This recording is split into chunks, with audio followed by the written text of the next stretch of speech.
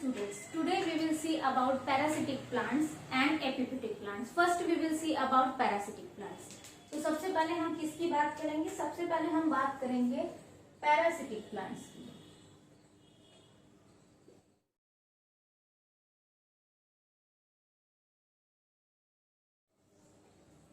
Parasitic plants की अगर बात करें तो पैरासिटिक प्लांट्स ऐसे प्लांट्स जो पैरासाइट की तरह बिहेव करते हैं. अब बात आती है कि ये पैरासाइट क्या होते हैं. ठीक है, ऐसे प्लांट जो पैरासाइट की तरह बिहेव करें.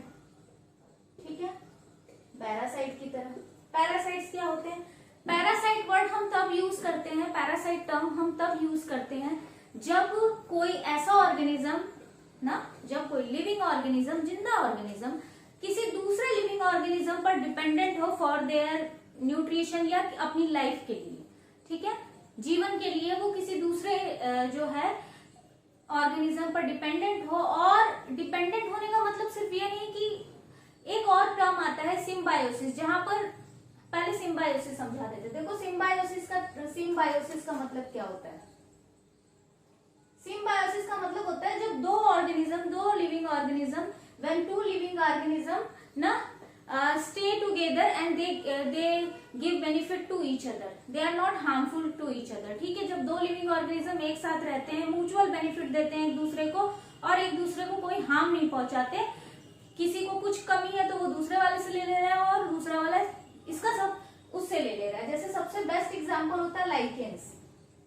Lichens are the example of symbiotic relationship between algae and fungi. Algae और फंगी के बीच जो सिम्बायोटिक रिलेशनशिप है उसका एग्जाम्पल है क्या है? लाइकेन. ठीक है, लाइकेन. यहाँ पर एल्गी जो होता है वो फोटोसिंथेसिस करता है और फंगी जो होता है बाकी मिनरल्स वगैरह जो होता है न्यूट्रिशन एब्जॉर्ब करके वो क्या करता है, इसको प्रोवाइड करता है और फंगी को इसी के बहाने फूड मिल जाता है. तो इन दोनों का जो सिम्बायोटिक रिलेशनशिप है, म्यूचुअल रिलेशनशिप है, इसी को हम क्या बोलते हैं? लाइकेन नाम देते हैं. और जो एक सिम्बायोटिक रिलेशनशिप है, सिम्बायोटिक रिलेशनशिप में क्या हो रहा है? दो ऑर्गेनिज्म म्यूचुअल बेनिफिट दे रहे हैं. लेकिन अगर हम पैरासाइट की बात करें, अगर हम पैरासिटिक प्लांट्स की या पैरासाइट की बात करें तो पैरासाइट क्या होता है? एक लिविंग ऑर्गेनिज्म दूसरे लिविंग ऑर्गेनिज्म की बॉडी में जाता है, ग्रो करता है और उससे बेनिफिट लेता है. बदले में उसको कोई फायदा नहीं देता और फायदा ना देके बल्कि वो नुकसान देता है, यानी उसके लिए निगेटिव इफेक्ट देता है. उसको एक तरह से बीमार, जैसे कि अगर आप बात करते हैं जब भी कोई बाहरी कोई भी इन्फेक्शियस एजेंट लाइक बैक्टीरिया हमारी बॉडी में आता है, जैसे हम टाइफाइड का एग्जांपल ले लेते हैं. तो जब किसी को टाइफाइड होता है तो टाइफाइड एक बैक्टीरियल डिजीज है, साल्मोनेला नामक वायरस बैक्टीरिया से होता है. ठीक है, तो जब वो हमारी बॉडी में आता है तो वो बैक्टीरिया लिविंग होता है, तभी तो हम पर अटैक करता है. आता है हमें बॉडी में, हमारे सिस्टम को, हमारे सेल्स को डैमेज करता है. उनसे वो क्या लेता है? न्यूट्रिशन लेता है. जाहिर सी बात है, न्यूट्रिशन लेता है, अपने नंबर्स को इंक्रीज करता है, रिप्रोड्यूस करता है. ठीक है, जिसकी वजह से वो क्या करता है? क्या हमें फायदा दे रहा है? नहीं, वो हमें नुकसान दे रहा है. ठीक है, तो बेसिकली पैरासाइट जो होते हैं, अगर हम मैक्सिमम केसेस की बात करें या हम ऐसे भी बोल दें कि हाँ भाई पैरासाइट जो हमें होते हैं नुकसान देते हैं, तो पैरासिटिक प्लांट्स भी होते हैं. ठीक है, अब बात ये आती है कि प्लांट तो फूड खुद बना लेते हैं, ये क्या जाएंगे किसी भी पैरासाइट बना करने के लिए? पैरासिटिक लाइफ क्यों जिएंगे? क्यों पैरासाइट की तरह बिहेव करेंगे? भाई कुछ प्लांट्स ऐसे हैं ना, देयर इज वन प्लांट जिसका नाम है, ठीक है, एक प्लांट ऐसा है जिसका नाम क्या है? जिसका नाम है कसकुटा. ठीक है, एक प्लांट है जिसका नाम है कसकुटा. ठीक है, कसकुटा जिसको हम डॉडर प्लांट भी बोलते हैं. ठीक है, डॉडर हम लोग बेसिक लैंग्वेज में डॉडर बोलते हैं. ठीक है, ये जो होता है कसकुटा डॉडर प्लांट, ये एक प्लांट है, ये एज अ पैरासाइट बिहेव करता है, जिसको हम पैरासिटिक प्लांट की कैटेगरी में रखते हैं. ये दूसरे प्लांट पर क्या करता है? ग्रो होता है और दूसरे प्लांट पर ग्रो होकर उस प्लांट से क्या लेता है? न्यूट्रिशन लेता है, उससे अपने एनर्जी की रिक्वायरमेंट यानी फूड वगैरह वाटर सब कुछ उस प्लांट से ले लेता है. और ये इतना हार्मफुल होता है, हार्मफुल इन द सेंस क्यों कह रही हूँ मैं? क्योंकि ये जो जिस प्लांट पर जाता है, जिस प्लांट को कवर करता है, वो प्लांट पूरी तरह से काफी कुछ टाइम के बाद वो प्लांट क्या होता है? वो खराब होने लगता है, या ये कह सकते हैं कि अगर उस प्लांट में उतनी एबिलिटी नहीं है तो वो प्लांट बेचारा मर जाएगा कुछ टाइम के बाद, क्योंकि ये पूरी तरह से कवर कर देंगे. पूरी तरह से कवर कर देंगे। ये आप स्क्रीन पर देख पा रहे होगे इसके पिक्चर की किस तरह से इसने पूरे प्लांट को एकदम कवर कर रखा है। ठीक है, तो आप अभी देख लिए हो तो अब आपको ज्यादा क्लियर समझ में आ रहा होगा। अब हम बात करते हैं कस्कुटा की। तो कस्कुटा क्या है, इसके जो लीव्स होते हैं, ठीक है, लीफलेस होता है, ये लीफलेस प्लांट है। ठीक है, हम ऐसे बोल सकते हैं, लीव्स होंगे तो बहुत टाइनी, बहुत छोटे होंगे, या हम कह सकते हैं एक्चुअली में होते ही नहीं। लीव्स लीफलेस क्यों कहते हैं, क्योंकि इसके लीव्स जो होते हैं, लीव्स गेट कन्वर्टेड,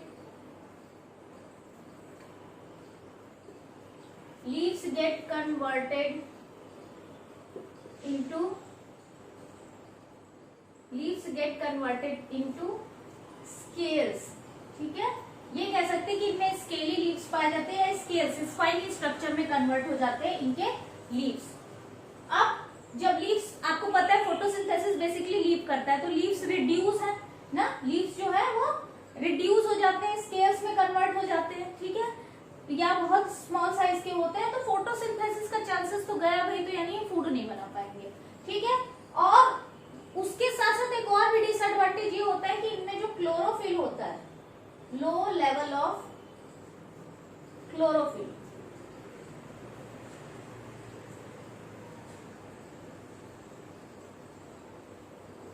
ठीक है, low level of chlorophyll form, यानी कि इनमें जो क्लोरोफिल होता है वो बहुत कम होता है, क्लोरोफिल कंटेंट बहुत कम होता है। या फिर हम ये कह सकते हैं, और सम स्पीसीज, कुछ ऐसी प्रजातियां होती हैं इसकी, of Cuscuta don't have chlorophyll, don't have chlorophyll. ठीक है, कुछ ऐसी भी प्रजातियां होती हैं जिनमें क्लोरोफिल होता ही नहीं, तो अब जब क्लोरोफिल नहीं तो फोटोसिंथेसिस तो गया भाई, वो तो होने से रहा नहीं। ठीक है, तो ये क्या करते हैं, बेसिकली ये जमीन में ग्रो होते हैं, जैसे रूट्स होता है, जैसे नॉर्मली प्लांट होते हैं इनके रूट्स जमीन में होते हैं, ये ग्रो होना स्टार्ट करते हैं। ठीक है, अब इनको कोई ना कोई प्लांट, भाई आसपास हर तरफ प्लांट है, तो कोई ना कोई प्लांट अगर इनको दिखा तो ये उस पर चढ़ना शुरू करेंगे। ठीक है, इनकी जो स्टेम्स होते हैं ना, इनके जो स्टेम्स होते हैं, स्टेम्स जो होते हैं वो बहुत थिन होते हैं, पिक्चर में ऑलरेडी आप देख चुके हैं, स्टेम्स आर थिन। ठीक है, और बेसिकली थोड़े येलोइश कलर के होते हैं, स्टेम्स थोड़े येलोइश कलर के होते हैं, थिन होते हैं और येलोइश कलर के होते हैं। अगर मैं बात करती हूँ स्टेम्स की, तो स्टेम्स थिन होते हैं, येलोइश कलर के होते हैं, सॉफ्ट होते हैं, तो इजिली वो क्या करते हैं, उस पर चढ़ने लगते हैं, स्टार्ट कर जाते हैं दूसरे पेड़ पर चढ़ना। तो दूसरे प्लांट पर जब चढ़ते हैं तो ये चेक करते हैं कि ये प्लांट हमारे लिए बेनिफिशियल है कि नहीं, क्योंकि इनकी भी कंपैटिबिलिटी होती है, सभी प्लांट से न्यूट्रिशन नहीं ले सकते, तो ये देखते हैं कि हम इस प्लांट से न्यूट्रिशन, ये मेरे काम का है कि नहीं। जैसे इनको मिला कि भाई ये तो फायदे का है, जैसे इनको कोई कंपैटिबल प्लांट मिला, जैसे इनको लगा कि हाँ ये कंपैटिबल है, इस पे हम अच्छे से ग्रो कर सकते हैं, ये क्या करते हैं, उस प्लांट पर ग्रो होना स्टार्ट कर देते हैं, अपनी ब्रांचेस अराइज करने लगते हैं, स्टेम्स की बहुत सारे ब्रांचेस अराइज करते हैं और चढ़ना शुरू कर देते हैं। और जैसे ही चढ़ना शुरू कर देते हैं, क्या करते हैं, इनके जो रूट्स होते हैं, यानी जो स्टेम है, एक्चुअली जो स्टेम्स हैं, ये जो स्टेम्स होते हैं, इनके नोड्स से, ठीक है, from the nodes of stem they start arising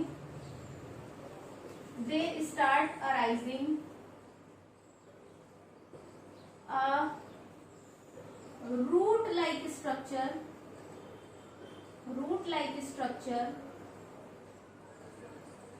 called haustoria. क्या बोलते हैं उसको हम बोलते हैं हॉस्टोरिया,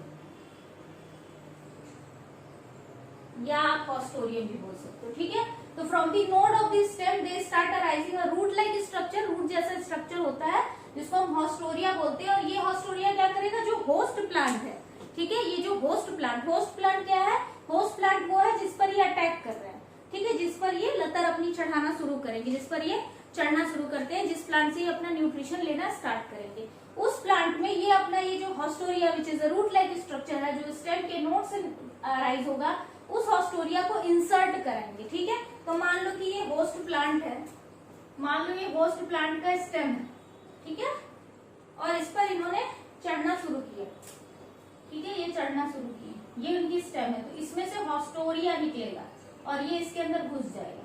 ठीक है, इसमें से हॉस्टोरिया निकलेगा और ये इसके अंदर घुस जाएगा।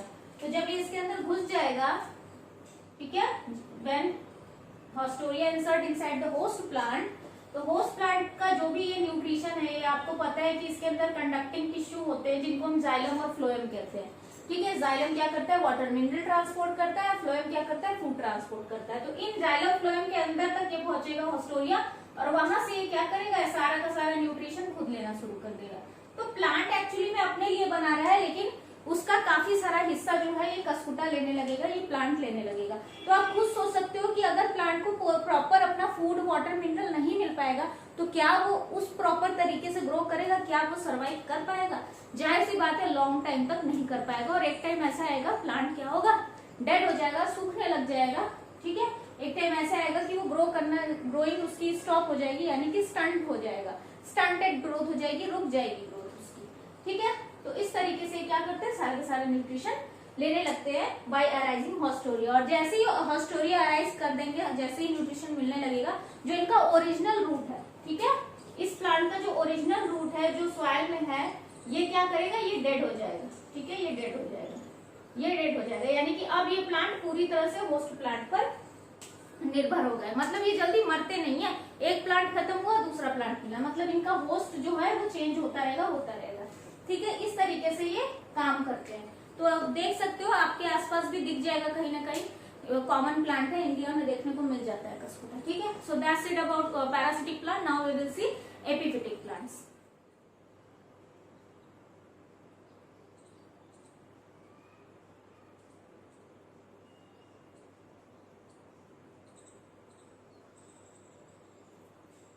Now let's see epiphytic plant. Epiphytic plants क्या होते हैं, इनको हम बोलते हैं प्लांट्स ऑन प्लांट। क्या बोलते हैं, प्लांट्स ऑन प्लांट। ठीक है, यानी कि वो प्लांट जो दूसरे प्लांट पर ग्रो होता है। आप कहोगे अरे अभी तो बताया था पैरासिटिक प्लांट जो दूसरे प्लांट पर ग्रो होता है, फिर कैसे? देखो थोड़ा सा डिफरेंस है। पैरासिटिक प्लांट में मैंने अभी आपको बताया कि पैरासाइट्स और parasitic plants are those plant which totally dependent or we can say that almost completely dependent on other plant and they gave a negative effect to the host plant। जो दूसरा plant है जिस पर वो dependent है, जिससे वो फायदा ले रहे हैं, उसको वो एक्चुअली नुकसान पहुंचाते हैं। लेकिन एपिफिटिक प्लांट्स में ऐसा नहीं है, यहाँ पर ऐसा केस नहीं होता। यहाँ पर जो दूसरा प्लांट है जो किसी दूसरे होस्ट प्लांट को, यानी जिस प्लांट पे वो ग्रो हो रहा है, अपने होस्ट प्लांट को कोई नुकसान नहीं पहुंचा रहा भाई, उसको कोई दुख तकलीफ नहीं देगा। ठीक है, तो यहाँ पर वो निगेटिव इफेक्ट जो देखने को मिलता है in case of parasitic plant, जो निगेटिव इफेक्ट देते हैं, एपिफिटिक प्लांट जो होते हैं वो निगेटिव इफेक्ट नहीं देते हैं। इसमें आप एग्जाम्पल लिख सकते हो, बहुत ही अच्छा एग्जाम्पल है ऑर्किड्स। ठीक है, ऑर्किड्स आपने सुना होगा, फ्लावर्स होते हैं कई सारे डिफरेंट कलर्स के, काफी खूबसूरत होता है, डेकोरेटिव पर्पस से यूज करते हैं, ऑर्नामेंटल पर्पस से। और हम कुछ फर्न्स की बात कर सकते हैं, कुछ फर्न्स होते हैं जो एज ए एपिफिटिक और एज ए एपिफाइट वर्क करते हैं, एपिफाइट ग्रो होते हैं। और अगर हम बात कर सकते हैं तो ब्रोमेलियोर्स एक प्लांट होता है, ठीक है, they are also and some more example, some algaes and और कुछ एल्गी भी होते हैं जो इस तरह से ग्रो होते हैं। अब बात ये होती है कि एपिफाइट्स जो होते हैं, ये जो एपिफिटिक प्लांट्स होते हैं, ये कहाँ ग्रो होते हैं? बेसिकली ये वहां ग्रो होते हैं जहां पर बहुत ज्यादा ह्यूमिडिटी होती है। जैसे बारिश के मौसम में क्या होता है, ह्यूमिडिटी क्या है, amount of water vapour in atmosphere, in air. तो जहां ह्यूमिडिटी यानी अमाउंट ऑफ वाटर वेपर बहुत ज्यादा है। अब अमाउंट ऑफ वाटर वेपर ज्यादा होना इन द सेंस बारिश अच्छी होनी, और जहां पर बारिश अच्छी होगी, टेम्परेचर ज्यादा होगा, वहां पर फॉरेस्ट घना होगा, जंगल अच्छे खासे होंगे, क्योंकि प्लांट्स को ग्रो होने के लिए एक अच्छा क्या चाहिए, पानी चाहिए। ठीक है, तो वो बढ़िया मिल जाएगा उनको, खूब रेनफॉल होगी, बारिश होगी, पानी बढ़िया होगा तो ग्रो होंगे। तो वहां पर फॉरेस्ट बहुत होंगे, घने जंगल होंगे। तो बेसिकली हमको एपिफाइट्स कहाँ देखने को मिलते हैं? घने जंगलों में देखने को मिलते हैं। ठीक है, अब अगर आप घने जंगल की बात करो जहां पर प्लांट्स ही प्लांट्स है, प्लांट्स ही प्लांट्स है, ठीक है, ठीक है, मान लो ये प्लांट्स ही प्लांट्स है, यहाँ भी प्लांट है, यहाँ भी प्लांट है। अब ये एपीफाइट बेचारे छोटे से पौधे यहाँ ग्रो हुए हैं, ठीक है, यहाँ मान लो कहीं ग्रो हो रहा है, मान लो, तो क्या ये जो सनलाइट है ये उनको मिलेगी? क्या वो सनलाइट यहाँ तक आएगी? नहीं, यहाँ पर तो प्लांट है पूरा, इनके ब्रांचेस पूरे फैले हैं, बड़े बड़े प्लांट है, तो उनको तो सनलाइट तो नहीं मिल पाएगा। अभी बेचारे बिना सनलाइट के कैसे जिएंगे? फोटोसिंथेसिस तो करना है ना। तो इसलिए ये जो प्लांट्स हैं विच आर कॉल्ड एपीफाइट्स, इनका कोई पर्पज ऐसा कुछ बहुत इंपॉर्टेंट नहीं है कि पैरासाइट की तरह उनके पास क्लोरोफिल की कमी है, क्लोरोफिल नहीं है, सब होता है इनके पास, ठीक है।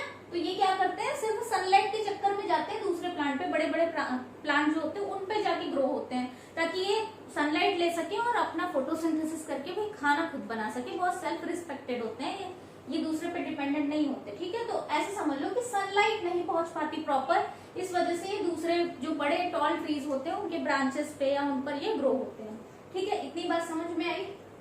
चलिए, तो कैसी एरिया में पाए जाते हैं? ह्यूमिड, जहां पर ह्यूमिडिटी बहुत ज्यादा हो, जहां पर टेम्परेचर थोड़ा ज्यादा है, ह्यूमिडिटी है, ऐसे एरिया में ग्रो होते हैं। और ऐसे एरिया में क्या होता है? ऐसे एरिया में जंगल होते हैं, तो हम बोल सकते हैं कि फॉरेस्ट एरिया में पाए जाते हैं, ठीक है, फॉरेस्ट एरिया में, ठीक है, फाउंड इन फॉरेस्ट एरियाज, ठीक है, घने जंगलों में, ठीक, वहां पाए जाते हैं। अगर हम इनकी बात करें तो ये जो एपीफाइट्स होते हैं इनके पास इस भाई फोटोसिंथेसिस तो ये परफॉर्म करेंगे, फोटोसिंथेसिस करेंगे, ये बात तो है, लेकिन इनके पास ना रूट्स होते हैं। अगर हम ऑर्किड की बात करें, अगर हम सिर्फ ऑर्किड की बात करें, हम ऑर्किड का एग्जांपल लेके चलते हैं, ठीक है।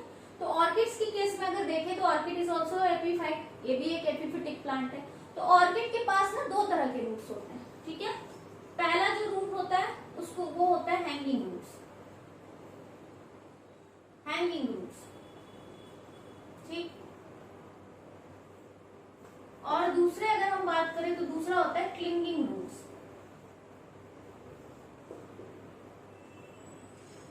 क्लिंगिंग रूट्स, हैंगिंग रूट्स और क्लिंगिंग रूट्स। अब ये मैम ये हैंगिंग रूट्स और क्लिंगिंग रूट्स, हैंग का मतलब होता है लटकता हुआ, यानी कि इनके जो रूट्स होते हैं वो सॉइल में नहीं होते हैं। अब रूट सॉइल में नहीं है, इसका मतलब ये मिनरल और वाटर कहाँ से पाएंगे? तो ये जो मिनरल और वाटर है ये कहाँ से लेते हैं? एटमॉस्फेयर से लेते हैं, एटमॉस्फेयर से लेते हैं, या फिर क्या करते हैं? नाइट्रोजन फिक्सेशन करते हैं, ठीक है। एटमॉस्फेयर में हमारा फॉग क्रिएट होता है, गैसेस होते हैं, रेनफॉल होती है, एटमॉस्फेयर में ही हो रहा है, ठीक है, रेनफॉल हो रही है, फॉग हो रहा है, ठीक है। जंगलों में तो नॉर्मल सी बात है फॉग होना, थोड़ी सी बारिश हो गई, थोड़ा सा ठंडा एटमॉस्फेयर हो गया, फॉग होना तो नॉर्मल सी बात हो गई। तो एटमॉस्फेयर से या नाइट्रोजन फिक्सेशन करके या जिस प्लांट पे ये ग्रो होते हैं उस पे जो सड़ती हुई चीजें होती हैं, डिकम्पोजिशन करके, सड़ रहा है कुछ, ठीक है, डिकम्पोजिशन करके, यानी किसी चीज सड़ती हुई चीज कुछ सड़ रहा है, डिकम्पोज हो रहा है, उससे उसको या उसको सड़ा के, तो उससे ये क्या करते हैं? अपना जो न्यूट्रिशन होता है वो ले लेते हैं, यानी जो मिनरल्स की रिक्वायरमेंट है वो उससे ले लेते हैं, ठीक है, इन सब तरीकों से, ठीक है। इनके रूट्स हैंगिंग होते हैं, सॉइल में नहीं होते, यानी सॉइल से वाटर और मिनरल ये नहीं लेते, ये इन सब तरीकों से लेते हैं, ठीक है। अपना जो मिनरल का रिक्वायरमेंट है ये उससे, मॉइस्चर जो है वो हवा से एब्जॉर्ब करते हैं डायरेक्ट। तो सोचो कितना अमेजिंग रूट है। अभी तक हम पढ़ते आए कि प्लांट्स के जो रूट्स होते हैं वो क्या करते हैं? वो सॉइल में जाते हैं, सॉइल से वाटर मिनरल एब्जॉर्ब करते हैं, लेकिन यहाँ पर रूट क्या है? रूट हवा में है, सॉइल में नहीं। तो ये हैंगिंग रूट्स क्या करते हैं? फंक्शन इनका है भाई, ये काम करते हैं, काम वही है वाटर मिनरल एब्जॉर्ब करना, लेकिन सॉइल से नहीं लेकर एटमॉस्फेयर से या नाइट्रोजन को फिक्स करके नाइट्राइट्स वगैरह बनाकर या रेनफॉल से या फॉग से डिकम्पोज करके एटमॉस्फेयर में डिफरेंट जो मीडियम है उनसे ये क्या करते हैं? वाटर मिनरल्स की रिक्वायरमेंट पूरी करते हैं। लेकिन एक दूसरे टाइप का रूट होता है जिसको हम बोलते हैं क्लिंगिंग रूट्स। अब ये क्लिंगिंग रूट्स क्या करते हैं? ये जो क्लिंगिंग रूट्स है ना, ये एक्चुअली ये क्या करते हैं? ये इनको क्लाइंब करने में हेल्प करते हैं। ये एक्चुअली क्या होते हैं? ये सही से चल नहीं रहा है, ठीक है। ये क्या होते हैं? नॉन एब्जॉर्बिंग रूट्स होते हैं, non absorbing adventitious absorbing adventitious roots होते हैं, यानी कि ये एब्जॉर्प्शन का काम नहीं करते। ये एब्जॉर्प्शन का काम करते हैं, बेसिकली रूट का काम ही होता है एब्जॉर्प्शन, बट ये एब्जॉर्प्शन का काम नहीं करते। They are non absorbing adventitious roots. Non absorbing roots होते हैं और कैसे होते हैं, एडवेंटिशियस रूट्स होते हैं। ठीक है, ये क्या करते हैं, ये जो होस्ट प्लांट है उसको पकड़ने का काम करते हैं। ठीक है, उसको पकड़ने का काम करते हैं। क्यों पकड़ने का काम करते हैं, क्योंकि अगर रूट्स, अब भाई ये तो हवा में लटके हैं, तो प्लांट जो है, जो लीव्स हैं, जो ब्रांचेस हैं, वो किसके भरोसे पे रहेंगे, ऐसे गिर जाएंगे। तो ये जो क्लिंगिंग रूट्स हैं, ये क्या करते हैं, प्लांट्स को स्टेबिलिटी देते हैं, होस्ट प्लांट को पकड़ने का काम करते हैं, होस्ट प्लांट को क्या करते हैं, इंसर्ट करते हैं, उनके अंदर अटैचमेंट प्रोवाइड करते हैं। ठीक है, so they provide attachment between host plant and epiphyte. Epiphyte यानी जो प्लांट ग्रो हो रहा है, जैसे हम ऑर्किड की बात करें तो हम ऑर्किड को यहाँ करेंगे, तो ऑर्किड प्लांट और उसका जो होस्ट प्लांट है, जिसमें प्लांट पे वो ग्रो हो रहा है, जैसे मान लो मैंगो प्लांट पे ग्रो हुआ है, तो मैंगो उसका होस्ट प्लांट हो गया, और ऑर्किड के जो क्लिंगिंग रूट्स है वो मैंगो प्लांट्स के स्टेम्स को अच्छे से पकड़े रहेंगे ताकि वो प्रॉपरली उस पर स्टेबल हो सके। ठीक है, बाकी फोटोसिंथेसिस ये खुद करेंगी क्योंकि इनको सनलाइट मिलेगी। ठीक है, तो ये तो थे कुछ एपीफाइट्स। अभी आप स्क्रीन पर देखो कि क्लिंगिंग रूट्स का पिक्चर दिख रहा होगा आप, और ऑर्किड्स को भी देख पा रहे होंगे कि ये काफी खूबसूरत प्लांट्स होते हैं। ठीक है, सो आप देख पा रहे होंगे ऑलरेडी इनके पिक्चर्स को स्क्रीन पर क्लियरली विजिबल हो रहा है। ठीक है, सो देख, अब बात करते हैं अगर हम एपीफाइट, तो एपी का अगर आप मीनिंग भी देखोगे, अगर एपीफाइट का, तो मीनिंग क्या होता है, एपी का मतलब होता है अपॉन। अब प्लांट का मतलब आपको मैंने बताया कि फाइट का मतलब प्लांट होता है, तो मतलब कि ऐसे प्लांट जो दूसरे प्लांट के ऊपर ग्रो हो रहे हैं। तो नाम से ही पता चल रहा है कि एपीफाइट मतलब जो दूसरे प्लांट के ऊपर ग्रो होते हैं, बट यहाँ पर वो उनको नुकसान नहीं पहुंचाते हैं। तो this is all about epiphytic plants और एपीफाइट्स। Thank you.